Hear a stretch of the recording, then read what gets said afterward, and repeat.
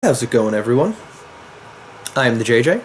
I'm too lazy to go walk into the other room and get my title, but trust me, it's on my shoulder in spirit, and it won't be leaving anytime soon. We're gonna do 10 Days of Mania, Day 7, and it's gonna be 205 Live and post-Mania SmackDown Live, SD Live. I'm gonna start with 205 just because I think that it was, I didn't take as many notes, I just wanted to, and I just watched it, so I feel like it would, it's better if it's fresh in my memory. So let's do that one first.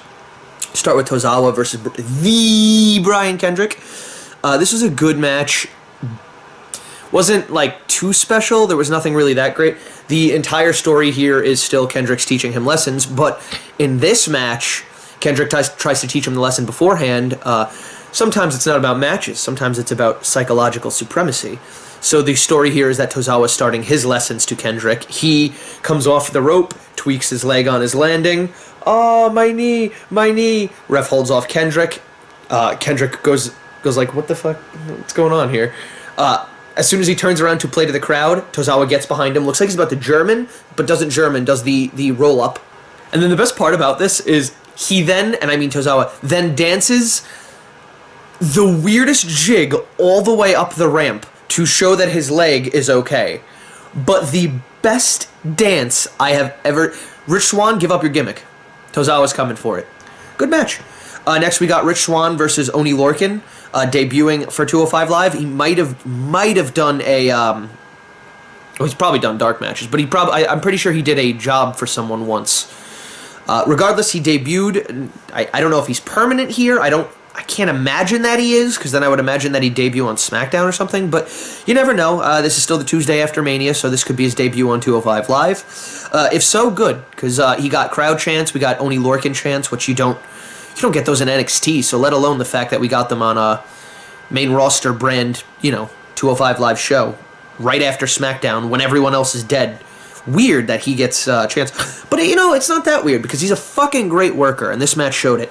He beat the piss out of Rich Swann for, I would say, about 5-10 minutes. Then Rich Swann hit his comeback and won. There was little spurts of Swann throughout the match, but when I say beat the piss out of him, I mean it. Next we have Drew Gulak talking to Mustafa Ali again from last week. They did the whole, don't discredit our business, don't shorten your career with these high-flying moves. Let's kill two birds in one stone, and let's make this more about fundamentals and basics. And again, they treat him like a fucking asshole. What am I missing here? He's right! So we reintroduced 5 WWE UK guys. We have Wolfgang, Trent Seven, Mark Andrews, Pete Dunne, and then Tyler Bate comes out looking like the biggest hipster in the fucking world. And you know what? I don't even care, because he's that fucking good. Neville comes out, he gives a nice little promo, he thanks the entire crowd for lighting a fire in his belly, he thanks Austin Aries for, I guess, trying and pushing him, then he thanks the entire 205 Live roster, which also includes Austin Aries, so he got 2 thank yous. You know what, he's on the AA level, he deserves 2 thank yous. He basically says that the Fatal 4-Way tonight is going to determine his next contender, and that essentially they're just 4 lambs for the slaughter. Heel Neville's awesome. So Neville takes a seat at ringside, watches the match, which, by the way, throughout this match, you just see it cutting to Neville, and he's just...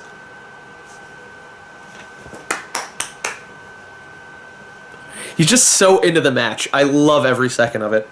Then the final match, the main event for 205 Live, was Jack Gallagher versus TJ Perkins versus Mustafa Ali versus Austin Aries. And this was another great match. This was really good. Whenever 205 does multi-man finish main events, they're amazing. There was a Fatal 5-Way, I think once. I think a 6-Way maybe instead. I don't know. It's 5 or 6. And now we had this. They were both the best.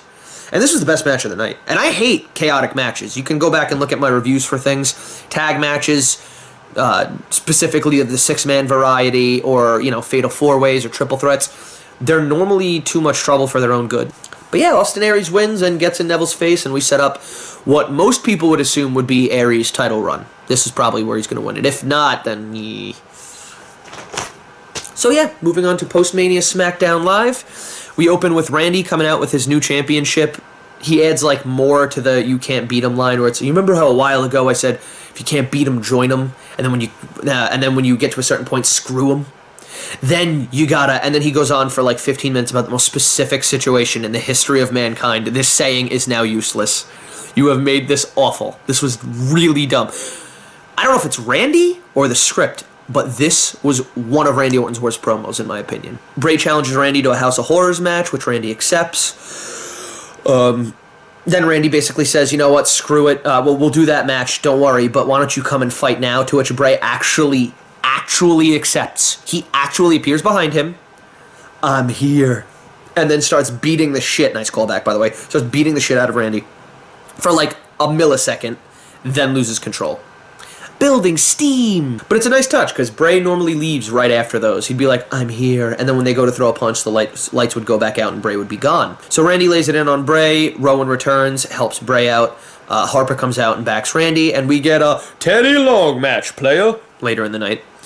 Naomi is next in the champion parade that is tonight.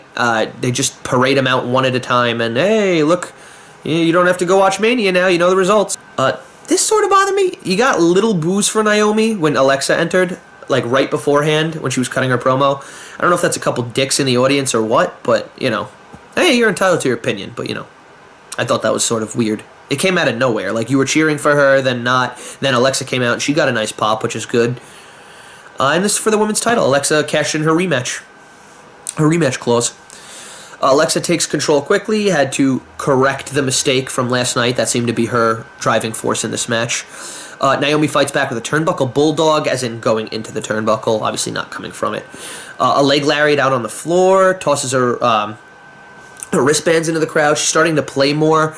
I think, if you want to say that maybe Naomi won it a little too early, that's definitely a fair argument. But she's good, and she's getting better, and I'm getting really excited to see what she can actually do moving forward. We come back from commercial. We see Calexa. That sounds like a really bad medication. Take Calexa if you have depression. Come back from the break, and Alexa is in control. She's working her previously injured knee, and by her, I obviously mean Naomi. Naomi actually limps out of the corner with Alexa's grabbing her by the hair. She drags her to the middle. She actually limped on one leg. She goes down when she puts pressure on the other leg. This is great selling. Like, really good selling, and I want to get more on her selling throughout this match.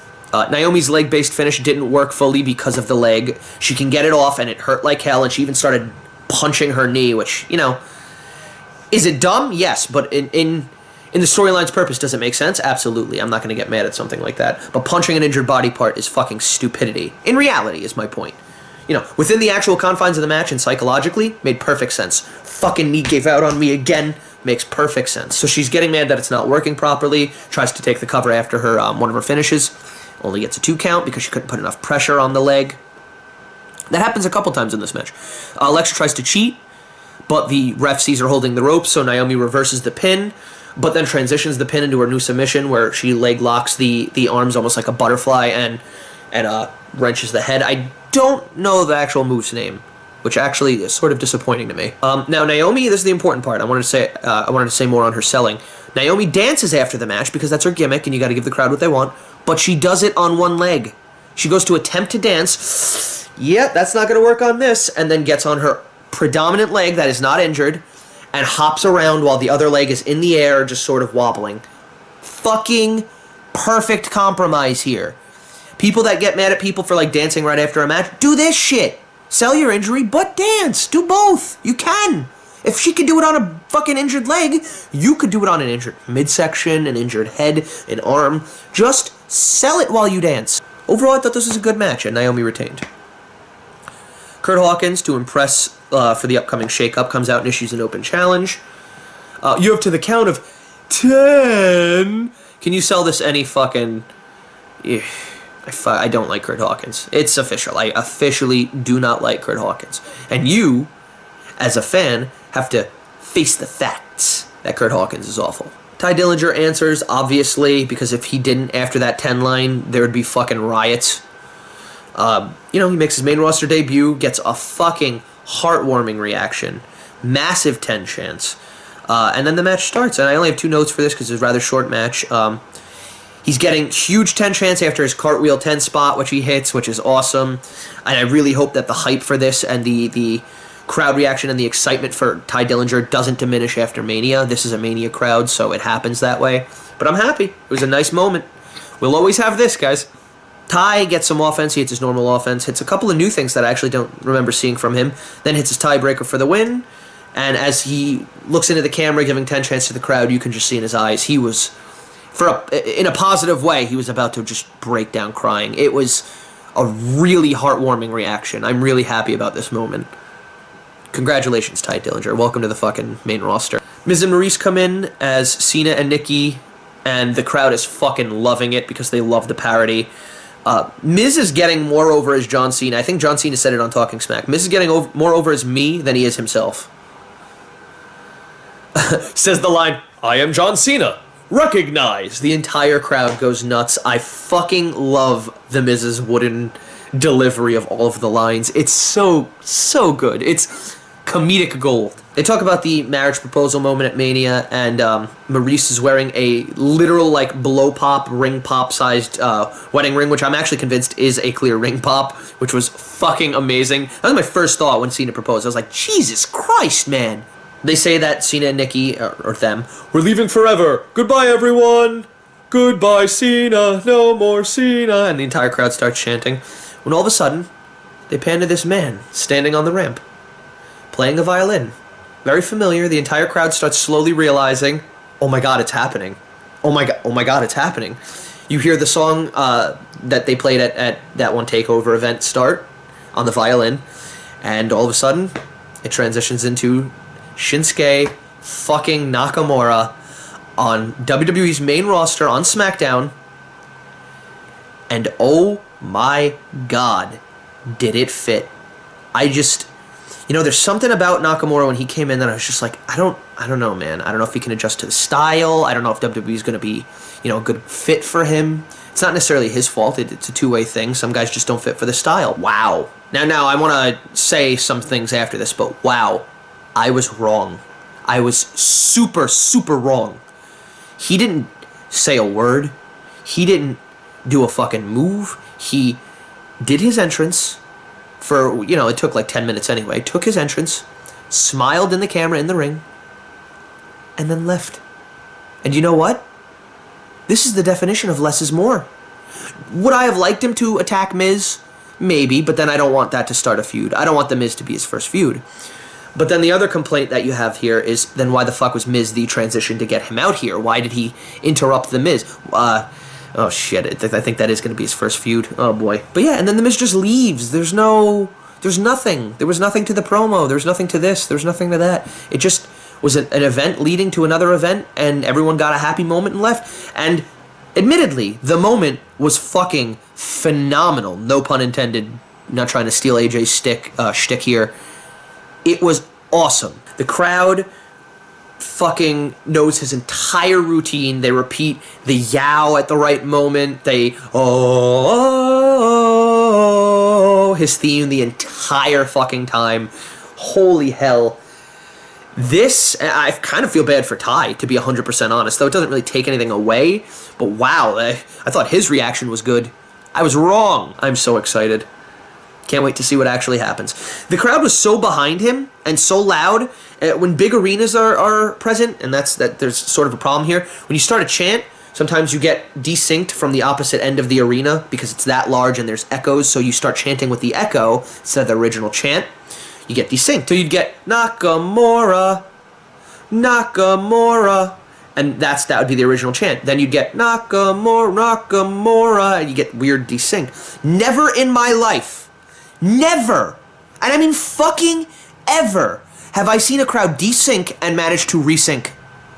But it's goddamned Shinsuke motherfucking Michael Jackson got fucking nothing on me Nakamura. This is the thing with Nakamura. Depending on where he is, he knows how to release that amount of charisma, that oozing charisma. In NXT, he released very little of it. I mean, trust me, there was a lot, but it was very little comparative to what he can do. And that's all he needed to do. It was a small-scale thing. People were going nuts. He got to this main roster. He did his entrance, and somehow just the entrance felt more. He gave more to it. He felt more charismatic. He knows when to adjust his levels, and that is a main event level thing. But yeah, like I said, he just smiles, and that's the end of the segment. Moving on. Next, we have Baron Corbin versus Dean Ambrose in what was actually a pretty decent garbage match. Most people call these garbage matches. It was a hardcore match. Corbin stomps Dean in the corner. Dean reverses momentum only for Corbin to cut him off again. Seems to be a big thing with Corbin. He just sort of takes control over his matches, and then people seem to manage to pull it out, if that makes sense. Maybe his greenness would be the thing that causes him to lose. But yeah, he dictates his pace well. That's something I very much like for Corbin. Corbin got some chance tonight, which, by the way, I loved. Corbin gets a bad rap, in my opinion. He has a lot of improving to do, but he's improved more than people give him credit for. Corbin goes for a chair. Dean baseball slides into it, then quickly gets back to his feet, hits a suicide dive, which causes Corbin to go over the fucking announce table, and I mean launches him. Dean beats Corbin into the crowd. They fight around the crowd. Hits a standing elbow drop from the barricade into the crowd. Yeah, Corbin brings in the strap, which please don't tell me that's the next gimmick for this match. Oh yeah, they both go through a table. Corbin shoulder tackles him through the fucking table, which they sell like death, by the way. They literally sold like they were just laying there with eyes loopy. They literally look dead. Corbin specifically, and Corbin's not known for his selling. So is Corbin gonna be out for a couple weeks? Dean elbow drops Corbin on the outside through a table. To be completely honest, it looked like Dean got hurt a little more on that one. Baron hits the end of days, sort of out of nowhere. It was the proper time, but it didn't feel like the right chain of moves to just end in a end of days. It just kind of felt a little weird of an ending. But, other than that, good match. Really good match, especially for a hardcore match. Shane comes out to a great reaction. To the great reaction, he responds with, "You have no idea what that means to me. Thank you all." And you could tell that was very heartfelt. He seemed sort of choked up. AJ interrupts as Shane calls SmackDown the land of opportunity. He says he doesn't want to leave SmackDown, which, in my opinion, means he's almost guaranteed to. What I liked is AJ acted like a bully, and he kept teasing yeah, you gave me the shiner? Okay, well, I owe you one. And he just teases that, and then they shake hands. JBL says one of the best calls he's ever given on fucking commentary. You know why?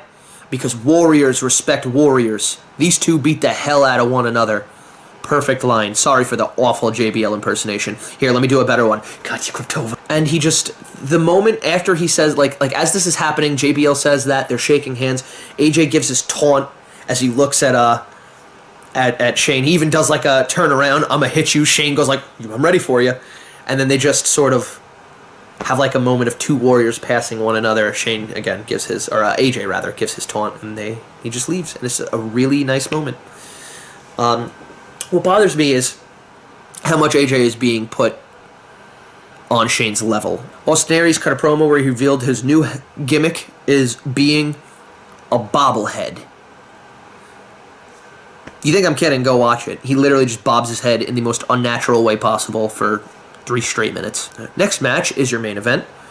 Bray Wyatt and Eric Rowan versus Randy Orton and Luke Harper, and this was the worst match of the night. It was okay, nothing crazy, and just sort of a SmackDown meh event. So Randy and Luke are teaming. Why? This is the first thing I had to question. Randy and Luke wasn't too long ago. The whole reason Luke left the Wyatt family was because of the Randy situation. So now that he's gone from the Wyatts, is it just, oh, you helped me leave the Wyatts, thank you? Because we never got that moment. At least I don't think we did. If we did, I definitely don't remember it. It wasn't memorable enough. Randy instantly goes for an RKO on Rowan, which is reversed. Rowan hits a spinning heel kick, falls down, meaning he botched his first move back from injury. Now that being said, to show that Rowan's actually pretty damn good, played it off well. Got up and did a nice taunt, and the way that he got up didn't seem like, oops, I fucked up. It seemed very natural, and just, he played on with the match. Luke tags in and clears the ring, hitting a suicide dive, which Wyatt dodges, and Rowan pretty much takes all by himself. Not pretty much, does. Just straight up dies on it. And then right afterwards, from off screen, since Wyatt dodged, comes in and just clotheslines the fucking taste out of Luke Harper's mouth. They beat on Luke, they separate the ring, start treating Luke like he's the downside of a hot tag, which is the weird. Randy is so much smaller. I get that he's got more experience, but and he really doesn't have that much more because Brody Lee. But the point is, don't see Luke Harper and think, oh yeah, he's gonna get his ass kicked until he tags in Randy fucking Orton. That's so surreal to me. But yeah, he's the downside of it. Wyatt is you know, taking it to him, laying it in, and then he just yells to the crowd, "I gave him everything!" Rowan hits a drop kick to Luke's face, which is actually semi-impressive. A little sloppy, to be honest. His feet weren't together, and I hate the single leg drop kicks. Those aren't my favorite. Kind of, you know, like, I feel like anyone can hit a single leg. It takes a special big guy to hit a double, you know? An actual drop kick, so to speak. So yeah, to Luke's face, Bray is just yelling, barking out orders, "Cover him, cover him, cover him, cover him!"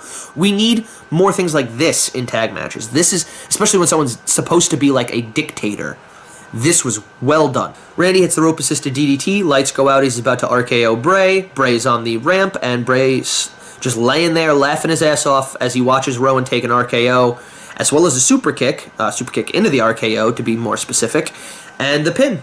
And he's just laying on the ramp. Alright. Okay. Like, that was literally, I'm not, sometimes I do little shticks and little jokes and like little like, oh, he did this. Exactly 1-1. Alright. WWE would like to wish Eric Rowan the best in all of his future endeavors. And yeah, that's pretty much all I got for today. If you can join us tomorrow for day 8, which would be post-NXT. And I think I'm going to do some Evolve matches, maybe some Joey Janela's Spring Break matches, just some bonus matches to pad the episode that day, because it's only an hour-long show. And I'd like to take some time to talk about, you know, Keith Lee, Lio Rush, Matt Riddle. If you can, like and subscribe. Comment. The most important thing out of those would be comment, because this is about conversation more than anything else. And just remember that friends and family are temporary. Bullet Club, though. Bullet Club, as well as my title reign, will be for life. And good luck.